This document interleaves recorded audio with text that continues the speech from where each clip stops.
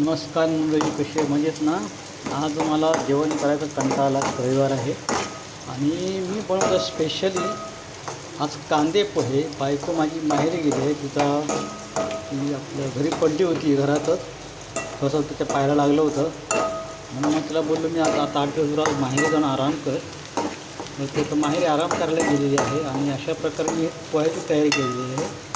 हे आपले कांदा, मिरची, त्यात थोडीशी आपण मोहरी टाकलेली आहे, राई आणि शेंगदाणे, असं ते एकदम भाजून असं थोडंसं भाजून घ्यायचं आहे.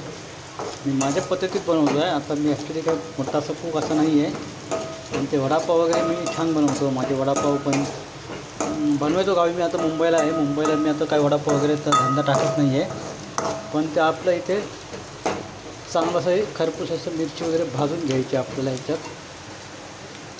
आणि त्याच्यानंतर हे मी पोहे धुवून घेतले आहेत. पोहे मग आता दुपारी जेवण नाही आहे, पण ते जेवणासाठी म्हणून मी बनवलेले आहेत. नाश्ता आपण काहीतरी बनवायचा, खायचं, उपाशी राहायचं नाही म्हणून. आणि आज रविवार पण आहे. मुंबईला एकदम असा ओला पाऊस पडतो. आपल्या गावात कसा सुका पाऊस पडतो, इथे ओला पाऊस पडतो. हे किचन आहे आमचं.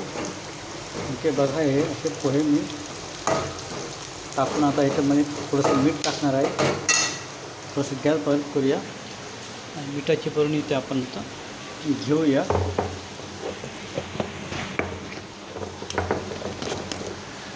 असं म्हणतात की मीठ थोडंसं आपण टाकायचं असतं, त्याच्यामुळे मी हे एवढं मीठ टाकलेलं आहे. काय माहिती नाही, भरपूर होतं की काय कमी होतं ते माहिती नाही मला. मीठ टाकलं की कांदा वगैरे सगळा व्यवस्थित चांगला भाजला असतो असं म्हणतात. एवढा बस होतो कांदा.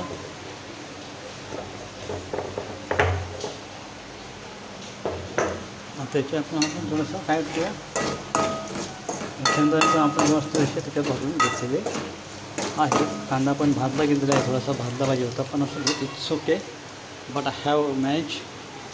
कारण तो काही बाहेर विकायचा नाही मला कांदा पोहा, तो मलाच खायचे कांदा पोहा. सो त्याच्यात आहे ते हळद. आपण ह्याच्यात आता हळद टाकायची. हळद टाकलेली आहे. हळद कमी पडायचं वाटतं मला, पण बघूया. आता हे असं त्याच्यात थोडंसं हे करून घेऊ. आता मी टाकतो याच्यामध्ये आपले पोहे टाकायचं. आता कापून आपण त्याचा